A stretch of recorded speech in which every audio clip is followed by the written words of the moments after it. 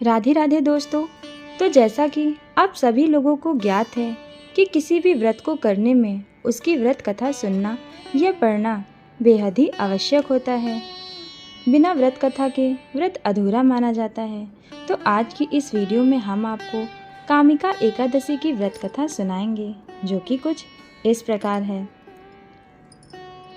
अर्जुन ने कहा, हे प्रभु, मैंने आषाढ़ माह के शुक्ल पक्ष की देवसैनी एकादशी का सविस्तार वर्णन सुना।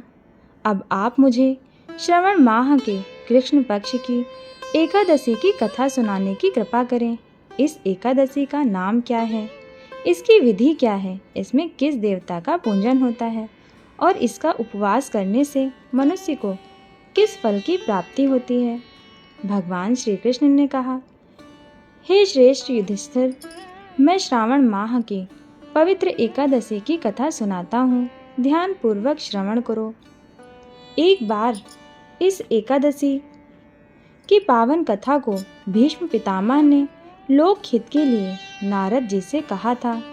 एक समय नारद जी ने कहा, हे पितामह, आज मेरी श्रावण के कृष्ण पक्ष की एकादशी की कथा सुनने की इच्छा है, अतः आप इस एकादशी की व्रत कथा विधान सहित सुनाइए। नारद जी की इच्छा को सुन पितामह भीष्म ने कहा, हे नारद जी, आपने बहुत ही सुंदर प्रस्ताव किया है। अब आप बहुत ध्यान पूर्वक इससे श्रवण कीजिए। श्रवण माह के कृष्ण पक्ष की एकादशी का नाम कामिका एकादशी है। इस एकादशी की कथा सुनने मात्र से ही वाजपेय यज्ञ के फल की प्राप्ति होती है। कामिका एकादशी के उपवास में शंख, चक्र, गदाधारी भगवान विष्णु का पूजन होता है।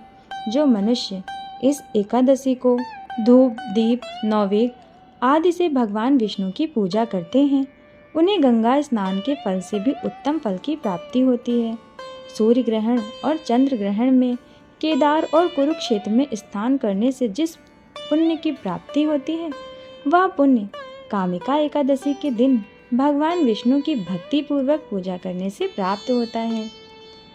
भगवान विष्णु की श्रवण माह में भक्ति पूर्वक पूजा करने का फल समुद्र और वन सहित पृथ्वी दान करने के फल से भी ज़्यादा होता है।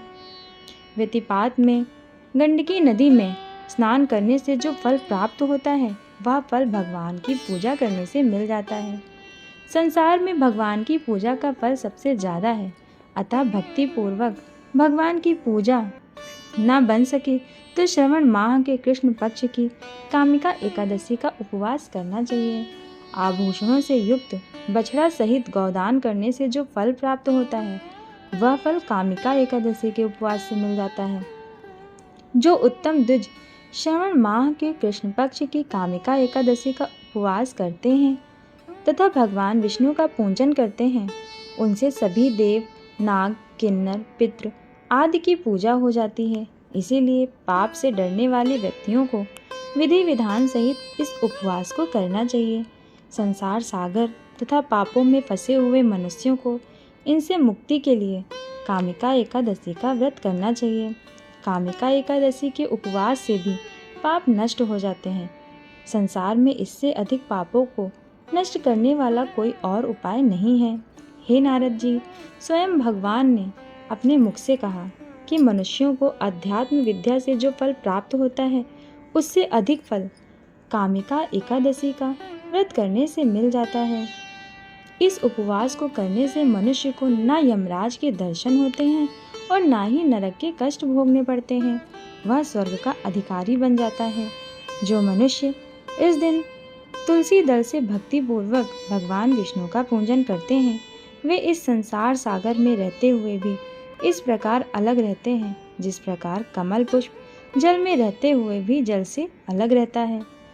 तुलसी दल में भगवान श्री हरि का पूजन करने का एक फल 1 बार स्वर्ण और 4 बार चांदी के दान के बराबर है। भगवान विष्णु रत्न, मोती, मणि आदि आभूषणों की अपेक्षा तुलसी दल से अधिक प्रसन्न होते हैं। जो मनुष्य प्रभु का तुलसी दल से पूजन करते हैं, उनके सभी पाप नष्ट हो जाते हैं। हे नारद जी, मैं भगवान की अति प्रिय श्री तुलसी जी को प्रणाम करता हूँ। तुलसी जी के दर्शन मात्र से मनुष्य के पाप नष्ट हो जाते हैं और शरीर के स्पर्श मात्र से मनुष्य पवित्र हो जाता है। तुलसी जी को जल से स्नान कराने से मनुष्य की सभी यम यातनाएं नष्ट हो जाती हैं।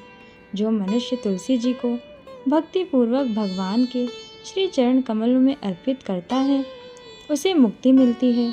इस कामिका एकादशी की रात्रि को जो मनुष्य जागरण करते हैं और दीप दान करते हैं उनके पुण्यों को लिखने में चित्रगुप्त भी असमर्थ हैं।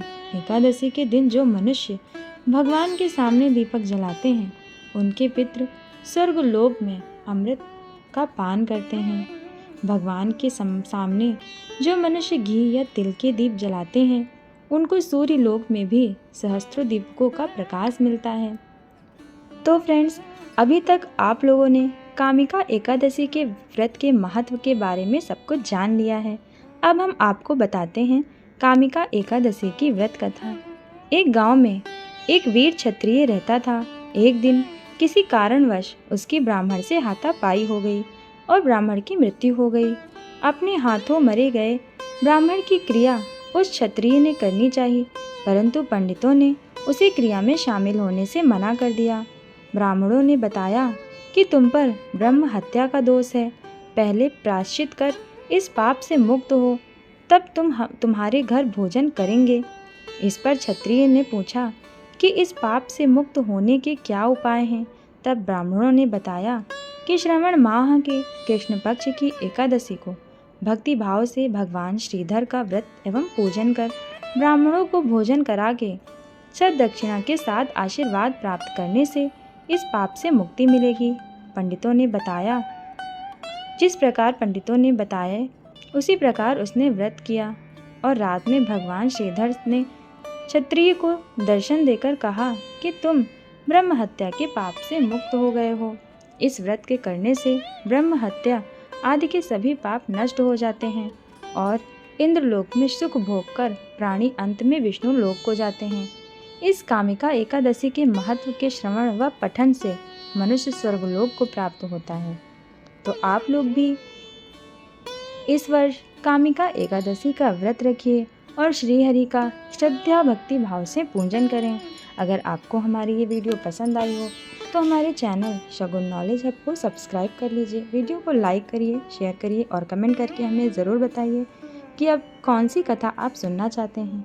फिर मिलेंगे अगली वीडियो के साथ, तब तक के लिए जय श्री कृष्णा।